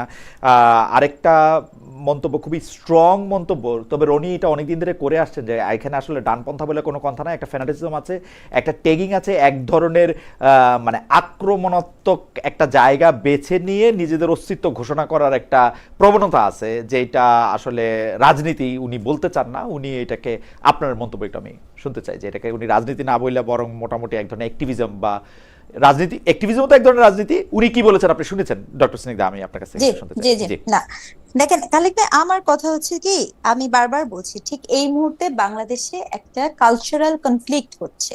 আমি খুব স্ট্রংলি কথাটা বলবো যে এখানে আপনার যেখানে আমার বক্তব্য ছিল যে আপনি আসলে কিভাবে রাষ্ট্রকে দেখতে চান, কিভাবে দেখতে মানে কিভাবে আপনি ভবিষ্যৎ বাংলাদেশ দেখতে চান, কাদের কাছে আপনি নেতৃত্ব দিতে চান, এই জায়গাটাতে না আপনি হয় ডান দিক নয় বাম দিক, সেটা আপনি যেমন ভাবেই বলেন না কেন, বাস্তবতাটা কিন্তু এই জায়গায়। তো সেই জায়গাটা থেকে বিএনপির ব্যাপারটা কিন্তু এরকম না। আর বিএনপি কে ডিফাইন করার কোনো ইচ্ছা আমার নাই। আমি আজকে একটি শোতে ভীষণ তাকে সমালোচনা করে এসেছি। আমার যে বক্তব্যটা হচ্ছে, বিএনপি কি আসলে কি বুঝতে পারছে যে তার কাছে এখন এমন অবস্থা, এমন অনেক মানুষ আছে যার হাতে, যার সামনে আর কোনো অপশন নাই। সে পার্সনটা হয়তো বা কোনোভাবে বিএনপি পন্থী না, কিন্তু সে চান না যে কোনো একটি এক্সট্রিমিস্ট দক্ষিণ পন্থার হাতে দেশটি চলে যাক। তখন সে বাধ্য হচ্ছে যে বিএনপির কাছে যেতে। এই যে আমি বলছি আপনাকে যে একটা কালচারাল কনফ্লিক্ট। আচ্ছা ডক্টর সিংদা, আপনি এই প্রশ্নটা কিভাবে ডিল করেন যখন আপনি বলেন যে আপনি চান না যে, বা কেউ চাচ্ছে না যে দলটা, আমি কেউ চাচ্ছে না বলছেন, অনেক মানুষ আছে। আচ্ছা, অনেক মানুষ চাচ্ছে না, কিন্তু আমরা কিন্তু এক ধরনের এক্সট্রিমিস্টের কাছে ক্ষমতাটা চলে যেতে দেখেছি অনেক দিন ধরে। তখন একটা অভিযোগ ওঠে যে তখন আপনারা এরকম ভাবে বলেছেন কিনা যে আসলে আমরা চাচ্ছি না, বা অনেকে চাচ্ছে না এক্সট্রিমিস্টের কাছে এটা চলে যাক? অবশ্যই বলেছি, এবং এই বলার কিন্তু অজস্র ডিজিটাল ফুটপ্রিন্টও আছে। বলেছে, সবাই বলেছে, ব্যাপারটা না, যারই ক্ষমতা হয়েছে সে বলেছে, এবং বলেছে বলেই তো এই জিনিসটা এসেছে। তো বারংবার যখনই আপনি একটা এক পেশে চলে যান, সেটার যে একটা সংকট, এই বোঝাবুঝির জায়গাটা দুঃখজনক যে 24-এর পরেও মানুষ কিন্তু বুঝতে চাচ্ছে না। আর সবচেয়ে বড় ব্যাপার খালেদ ভাই, এটা আমাকে বলতেই হবে, আমরা এই মুহূর্তে একটা পোস্ট ট্রুথ রিয়েলিটিতে বসবাস করি, যেখানে আমি কোনোভাবেই সত্য এবং মিথ্যার মধ্যে কোনটি সত্য কোনটি মিথ্যা, আমার পাশের মানুষটির তিনি যদি বিশেষ করে কোনো পলিটিশিয়ান হন, তিনি যে কি বলেন, আসলে কোন দল করেন এমনকি, এবং কিসে যে আস্থা রাখেন, তার উপরে আস্থা রাখার সুযোগটাও কিন্তু এই মুহূর্তে বাংলাদেশের মানুষের অনেকের ক্ষেত্রেই নাই। এই যে একটা শূন্যতা, এই শূন্যতাটা কিন্তু খুব ভয়াবহ। এই জায়গাটা থেকে মুক্তি পাওয়ার একটা পথ হচ্ছে যে আমি আপাত দৃষ্টিতে দেখেন ভীষণ রকমের অজানা একটা জায়গাতে আমি আবার পড়বো কিনা। ধরেন এখানে আসলে এই মুহূর্তে জামাতকে সমর্থন করার কোনো লোক নেই, কিন্তু আমি এই কথাটা বলতে চাই। ধরেন আমি একজন নারী, আমি বলতে চাই, আমার অস্তিত্ব নিয়ে বলতে চাই, আমি এটা আরটিভির রাউন্ড টেবিলেও বলেছিলাম যে আমি জানি না যে কালকে জামাতে ইসলাম বাংলাদেশ যদি ক্ষমতায় আসে, তিনি যে শরিয়া কায়েম করবেন কি করবেন না, একটা দ্বিধান্বিত বাস্তবতায় আমি আছি। আমি জানি না যে আমি এইভাবে আপনার সামনে বসে এই শোতে অংশগ্রহণ করতে পারবো কিনা। আমি তো আমার কিন্তু ডক্টর সিংদা, আপনার কাছে মনে হয় না এই প্রশ্নের উত্তর তো জামায়াতে ইসলামী একরকম ভাবে আপনাকে দিচ্ছে? কারণ হচ্ছে ডাকসু এবং জাকসুতে তারা যেভাবে ক্যাম্পেইন করেছে, তাদের সমর্থিত দল যেভাবে ক্যাম্পেইন করেছে, সেইভাবে তারা যাদেরকে সাথে নিয়ে ক্যাম্পেইন করেছে, যাতে নিয়ে প্রতিযোগিতা করেছে, তাদের কেউ তো আপনার মতো করে টেলিভিশনে আসতে তারা দ্বিধা করে নাই। এবং তারা কিন্তু আমার সাথে ইন্টারভিউতে অ্যাডভোকেট শিশির মনির স্পষ্ট বলেছেন যে তারা সময়ের সাথে নিজেদের বদলে নেওয়াটার বাস্তবতা তারা দেখতে চান। মানে এই ক্ষেত্রে তারা কোনো একটা জায়গা এরকম করে ধরে রাখেন নাই যে ওইটাই হইতে হবে। বা আচ্ছা, আপনাকে এই যে আসলে হুম, হুম। না না, দেখেন এইটা আপনি বলছেন যে এটাই আমি বলছি, আপনি বলছেন আপনার সাথে নিজে অ্যাডভোকেট শেষেমনি আপনাকে এটা এবং আমরা বলেছে। আমরা আপ- আপনি যদি আমার শোর কথা বাদও দেন, আমরা পুরো ডাকসুর ক্যাম্পেইনে কিন্তু জামায়াতে ইসলামীকে আপনি যেভাবে দেখছেন তার অন্য রকমটা আমরা দেখতেছি। ওর ছেলে মেয়েরা একসাথে আন্দোলন এখন মানে এখন ক্যাম্পেইন খালেক ভাই, করতেছে, আপনার তারা আপনার ভোট আপনার চাইতেছে, কথা বলতেছে, কোনো আমি জি এখন মনে করেন আপনার ডাকসুর ক্যাম্পেইনে আপনি ছেলেপেলেকে কিভাবে দেখেছেন এটা আপনি বলছেন। হুম, আমার ডাকসুর ক্যাম্পেইনে আমি তো এভাবে দেখিনি, হুম, একদম স্পষ্ট তো। আমার জাকসুর ক্যাম্পেইনে তো আমি এইভাবে দেখতে পাইনি, এক ওকে নাম্বার। আর দ্বিতীয় যেটা খুব গুরুত্বপূর্ণ, আমি কিন্তু এটাও আবার শুনছি, এটাও আবার একই এট দ্য সেম টাইম, আমি তো একটা হ্যাঁ আর উত্তর চাচ্ছি, কিন্তু এট দ্য সেম টাইম আপনি যখন আবার একটা বিশাল বড় একটা নিয়ে আসছেন, শরিয়ার কথা বলছেন, সেটা তো যতটুকু আমরা বুঝি শরিয়া তো সেটা বলে না, এবং সেটা নিয়ে একটা দ্বিধান্বিত সত্য তৈরি হয়। এটা যেমন আমার অস্তিত্বের সাথে সম্পর্কিত, আমি তো এটার উত্তরটা জানতে চাবো, এটা তো নাগরিক হিসেবে আমার অধিকার, তাই না? হুম, হুম, এক নাম্বার, এটা একদম আমারই অধিকার। আচ্ছা, আবার আপনি তখন বিএনপির কথা বলেন, আমি একদম শূন্যতার কথা বলছি। বিএনপি তার নিজের, আমি এগেন এখানেও নারী হিসেবে বলবো, বিএনপি তার নিজের নারী নেতৃত্বে সমানে স্লাট শেমিং হচ্ছে, সাইবার বুলিং হচ্ছে, অ্যাটাক হচ্ছে, তাকেই সে নিরাপত্তা দিতে পারে না। সে আমার মতো নাগরিককে কি নিরাপত্তা দিবে? ওই দলের কাছে আমি কি যাব? আমি তাকে বাস্তবতা বলছি, মানে আমি একজন নাগরিক, আমি ধরেন এখন না একটু হেল্প চাই, হেল্প সিক না করি। ঠিক আসলে তো বুলিং এর ক্ষেত্রে নিরাপত্তাটা মানে আপনি মামলা করতে পারবেন আর কি ডিজিটাল লাইনে, আর আপনি নিরাপত্তা কেমনে না, দিবেন? শুধু আর শুধু আপনি বুলিং আপনি এর যদি ব্যাপারটা বুলিং না। এর ব্যাপারটা আপনি বলেন, আপনি নারী হিসাবে বেশি মানে আমি ওই শব্দটা বলতে চাই না, কিন্তু অনেক ক্ষেত্রে নারীরা বেশি ভালনারেবল, সেই জন্য তাদেরকে বেশিভাবে এগুলি করা সম্ভব। কিন্তু যদি আপনি রনিকেও জানতে চান, রনি একজন নারী নন, কিন্তু রনিকেও কিন্তু অনেক বুলিং এর শিকার হইতে হচ্ছে প্রতিনিয়তই। মানে কোনো কিছুই কিন্তু আপনি বুলিং না হওয়ার জন্য আপনাকে গ্যারান্টি দেয় না। আপনি কথা বললে আমি সামনে আসলেই আপনি কারো না কারো বুলিং আমি এর শিকার হবেন। আপনার এই বক্তব্যটাকে আমি অবশ্যই গ্রহণ করছি, কিন্তু আমি এর সাথে খুবই গুরুত্বপূর্ণ ভাবে জেন্ডার সেন্সিটিভিটি বলে একটা ওকে কথা আছে, ঠিক আছে, কিন্তু সেটাকে যুক্ত করতে কিন্তু চাই। আমার মনে হয় যে আপনি মানে খুবই গুরুত্বপূর্ণ একটা প্রসঙ্গ এনেছেন। আমি একটু জনাব রনির কাছে আমি যেতে চাই। জনাব রনি, আমি অন্য একটা প্রসঙ্গে যেতে চাইছিলাম, কিন্তু এখানে একটু আপনার মতামত শোনা দরকার। আমরা ডাকসুতে যেভাবে আসলে ইসলামী ছাত্র শিবিরের নেতৃত্বাধীন দলটাকে বা সংঘটাকে ক্যাম্পেইন করতে দেখেছি, বক্তব্য প্রচার করতে দেখেছি, তাদের জায়গায় কথা বলতে দেখেছি, এটা আসলে জামায়াতে ইসলামী বা ইসলামী ছাত্র শিবিরের রেগুলার ক্যাম্পেইন না। মানে তারা একই সঙ্গে অন্য ধর্মের লোকদের নিয়ে, মেয়েদের নিয়ে তারা ক্যাম্পেইন করেছেন, কথা বলেছেন, একসাথে হেঁটেছেন, হেসেছেন, যেটা আসলে আমরা আগে কখনো দেখিনি। আপনি কি মনে করেন যে এটা একটা পরিবর্তন, না ডাকসুর জন্য কাস্টমাইজড একটা জায়গা? এটা যদি আপনি একটু এটা বলতেন। এটা এটার জন্য আমি কমপক্ষে 5,000 গালি খাইছি। আমি বলছিলাম এখানে শিবিরের রাজনীতিটা জিতে নাই, হুম, জিতছে তার ট্যাকটিস। হুম, তো এটার মধ্যে আমি একটা পার্থক্য করেছিলাম রাজনীতি এবং ট্যাকটিসের মধ্যে। হুম, হ্যাঁ, হুম, তো আপনি যেটা বললেন, এইখানে হলো একটা হলো জামাত ইসলাম তো একটা ইসলামিজমের রাজনীতি করে, হুম, সেই ইসলামিজমের রাজনীতি থেকে জামাতি এই শিবির খানিকটা বের হয়ে আসা পোস্ট ইসলামিজমের রাজনীতির দিকে যাচ্ছে, হুম, যেখানে আপনি তারা ইসলাম থেকে সরবে না, মানে আবার এন্টি ইসলামী পজিশন নিবে না, কিন্তু মোর সেকুলারাইজড ওয়েতে নিজেদের রিপ্রেজেন্ট করবে। তো এই ধারাটা নতুন না, এটা আপনার ধরেন 90-এর দশক থেকে, হ্যাঁ, আসিফ বায়াত বলেন, তারপরে অলিভার রয় বলেন, অনেক থিওরিশিয়ানরা এটা থিওরাইজ করছে, পোস্ট ইসলামিজমের এই প্রবণতাটা হ্যাঁ আছে। কিন্তু এইটা এন্ড অফ দ্য ডে এইটা খুব একটা ওয়ার্ক করে না, কারণ হইলো আপনার পলিটিক্যাল ডকট্রিন, যেটা আপনার মূল যে ইডিওলজিক্যাল অবস্থানটা, সেইটা ছাড়া আপনি কিন্তু সব সময় ট্যাকটিক্স দিয়ে উইন করতে পারবেন না। আরেকটা হলো জামাতের ব্যাপারে আমাদের এখানে একটা, এটাকে বলবো আমি যে এক ধরনের এলিট প্যানিক আছে। এর এত প্যানিক হওয়ার কিছু নাই। জামাত আমাদের এখানে ধরেন মানে প্যানিক হওয়ার কিছু নাই, কারণ হলো এইটা আমাদের সমাজের পরিবারের অনেক মানে আওয়ামী লীগ যেরকম অংশ, বিএনপি যেরকম অংশ, একই রকম অংশ। কিন্তু ইডিওলজিক্যাল পলিটিক্স কে ডিল করার ক্ষেত্রে আমাদের সমাজ যদি আমরা একটা সহনশীলতার ডিসকার্সিভ চর্চা চালু করতে পারি, তাহলে এই প্যানিকটা খানিকটা কমে যাবে। হুম, তখন পাবলিককে আপনি বেছে নেওয়ার সুযোগ দিবেন যে এই মতাদর্শটা এই কারণে খারাপ, আমি এই কারণে ভালো মনে করি, অন্যটা এই কারণে খারাপ, এই কারণে ভালো মনে করি। এরকম একটা যখন ওপেন জ্ঞান চর্চার বা সাংস্কৃতিক বলয়ের মধ্যে আপনি রাখতে পারবেন সোসাইটিকে, তখন কিন্তু এই জিনিসগুলো অতটা থ্রেডিং হয় না। আপনি ধরেন পাকিস্তানে জামাত ইসলামের অবস্থা কি, যেখানে তার জন্ম, সেটা কিন্তু খুব একটা ধরেন Okay. প্যানিকের ব্যাপার না তার জন্য। হ্যাঁ, আ- তো ফলে আমি একটা- বলতেছি একটা প্রশ্ন, আমার একটা প্রশ্ন, যেমন মনে করেন আমি এটা এটা মানে আমি ক্যাজুয়ালি জিজ্ঞেস করছি যে জামাতে ইসলাম এই যে যুগপৎ আন্দোলন হলো, এখানে একটা আন্দোলন ছিল না যে প্রাথমিক শিক্ষা প্রতিষ্ঠানে আপনার সঙ্গীতের শিক্ষক নিয়োগ দেওয়া হবে, মানে তার যুক্ততা হওয়ার অর্থটা কি? তার মানে কি আমি কি এটা জানতে পারি না? তার মানে কি আমরা আমাদের বাচ্চারা গান বাজনা বন্ধ করে দিব? Yes or no? আমার মনে হয় যে হোয়াট ইজ দ্য পজিশন? আমার মনে হয় যে কোনো সুযোগ মানে নাই। এটা আমি থেকে- আপনাকে বলি, ধরেন সমাজে যে গান বাজনা করতে চায় তার জন্য যেরকম স্পেস থাকবে, না, সে না, এটা তো যেরকম আপনি রিলিজিয়ন বলছেন রেজাল্ট রনি, জি। কিন্তু উনারা যে আন্দোলনটা করছেন সেটা তো সেখানে তো বলছে যে ওটা বন্ধ করে আপনার প্রাথমিক ইসেতে দিতে আমার- হবে, আমার মনে ধর্মীয় হয় শিক্ষা যে দিতে হবে। আমার সেটাই মনে তো হয় যে আমরা সেটাই একদম তো শেষ ইডিওলজিক্যাল রাজনীতির সমস্যা। Ideological- রাষ্ট্র তো কখনো হ্যাঁ। রাষ্ট্র তো কখনোই করছে, সেটা করছে তো, করতে সবাই পারবে তো না। করছে। নো এটা এটা করতে তো- পারবে না। এটা কিন্তু আমাদের এখানে যেটা প্রবলেম হচ্ছে সেটা হলো যে আমরা গানটাকে যেরকম গুরুত্ব দিচ্ছি তার রিলিজিয়াস চর্চাটাকে সেরকম গুরুত্ব দিচ্ছি না। অবশ্যই অবশ্যই না, এটা সত্য না, So, religious এ দুই চর্চাকে না, গুরুত্ব আমি দিচ্ছি না। এখনকার কথা বলছি না, বলতেছি বিগত আমাদের এখানে সরকার মডেল বিগত মসজিদ সময়। তৈরি করে আচ্ছা, গিয়েছিল না? আমি একটু ব্যাপারটা মডেল বলি। মসজিদ এটা যে আমি একটু ভুল ব্যাপারটা ধারণা করছে, বলি। আবার জঙ্গি বলে আমি একটু পিটাইছে ব্যাপারটা তো। বলি।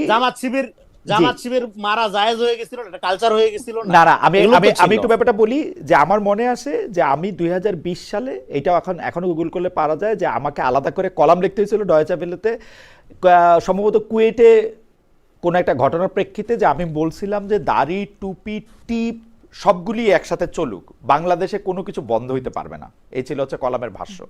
কিন্তু সেই সময় এরকম একটা ব্যাপার যে দাড়ি টুপি হিজাব নেকাব এগুলি দেখলেই অনেকে বেশি করতো। আবার এখন যেটা হয়েছে, আমি আপনার পড়ে শোনাই, মানে আমার তো অনেকগুলি মতামত আসে, আমি শেষ মতামত হিসেবে এটা একটু পড়ে শোনাই। ওনার নাম হচ্ছে হোসেন সাব্বির। উনি অনেকবার একই মেসেজ দিয়েছেন। রনি শুনতে পাচ্ছেন মনে হয়, আশা করছি ডক্টর সিনজাও নিশ্চয়ই শুনতে পাচ্ছেন। হোসেন সাব্বিরকে কোট করছি: খালিদ সাহেব, এমন সুশীলতার আড়ালে নাস্তিকতা না করে ইসলামের পথে আসুন। আর ইদানিং শুধু নাস্তিক নিয়ে আসতেছেন আপনার এখানে, আজও 2 নাস্তিক নিয়ে আসছেন। জামায়াত নিয়ে প্রশ্ন করেন, জামায়াতে ইসলামের লোকজন কেন নেই? মানে আপনি মানে এই মেসেজটা উনি অন্ততপক্ষে আমি জানি না কয়বার, মানে উনি উনি উনি উনি উনি উনি মনেই করতেছেন যে এই মেসেজটা আমার শোনা দরকার। উনি মনে করতেছেন যে আমি নাস্তিক এবং আমাকে ইসলামের পথের ওনাকে আসতে হবে। আপনাদেরকেও তাই মনে করতেছেন এবং মনে করতেছেন জানি আমি শুধু তাই করতেছি। জামায়াত নিয়ে প্রশ্ন করছেন, জামাতের লোক নাই কেন সেই প্রশ্নও করতেছেন। যাই হোক, আমার কিছু বলার নাই। আমি একটু বলি, এক সেকেন্ড বলি, 10 সেকেন্ড বলে যদি শেষ করেন। জি রনি, যদি শেষ করেন। সেটা হলো উনি যে ফান্ডামেন্টাল যে মিস্টেকটা করছেন, উনি মনে করছেন কেউ জামাতের বিরুদ্ধে বলা মানে ইসলামের বিরুদ্ধে বলতেছে। জামাত এখানে একমাত্র ইসলামের প্রতিনিধি না, এটা আপনাদের বুঝতে হবে। এখানে ইসলামের আরো অনেক ঘরানা আছে, আরো অনেক স্কুল অফ থট আছে। ফলে আরেকটা হলো কোনো মুসলমানকে যে আপনি তার সম্পর্কে পরিপূর্ণ না জেনে আপনি যদি এবং সেই রকম অথরিটি না হন, কাফের বললে আপনি নিজেই কাফের হয়ে যান। না রনি, এটা আমি ইসলামের মধ্যে রনি, কোনো আমি রকম একটু যোগ করি। রনি, আমি একটু যোগ করি। কেউ যদি নিজেকে অমুসলমান বা আল্লাহ বিশ্বাস করে না বলে, যতক্ষণ পর্যন্ত সে নিজে না বলবে, এই পৃথিবীতে কারো এই অধিকার নাই তারা এটা বলার। আমি বারবার বলি আপনাদের জন্য, যে বলবে সে নিজে এটা হয়ে যায়। যে ধর্মগ্রন্থটা দেয়া হয়েছে এটা আবার একটু পড়েন, পড়া দেখেন যে এটা একদম স্পষ্ট আছে কিন্তু, ঠিক আছে? যাই হোক, ডক্টর, কিন্তু এই রকম বক্তব্য দেওয়া তো চলতিছে। আমরা অনেকগুলি বিষয় নিয়ে আলোচনা করলাম। ডক্টর রেজাউল করিম স্নিগ্ধা, জনাব রেজাউল করিম রনি, আপনাদের অনেক ধন্যবাদ। আজকে বাংলাদেশ পাকিস্তানের সঙ্গে খুব গুরুত্বপূর্ণ একটি ম্যাচ খেলতেছে T20, আমাদের অনেক দর্শক সেই ম্যাচ দেখতেছেন। তার মধ্যেও যে সব দর্শক আমাদের সাথে এই মোটামুটিভাবে একটা তাত্ত্বিক ধরনের আলোচনা যারা ছিলেন, তাদের সবাইকে ধন্যবাদ দিতে চাই। আপনাদের দুজনকেও অনেক ধন্যবাদ দিতে চাই। এবং আমরা একটু আমন্ত্রণ জানাতে চাই যে আমরা আসলে আজকে জনাব অ্যাটর্নি জেনারেল জনাব আসাদুজ্জামানকেও কিছুক্ষণ পর আমরা ইন্টারভিউ করবো। আপনারা নিশ্চয়ই আমাদের সঙ্গে থাকবেন এবং আপনাদের দুজনকে আমরা মানে আলাদা করে অনেক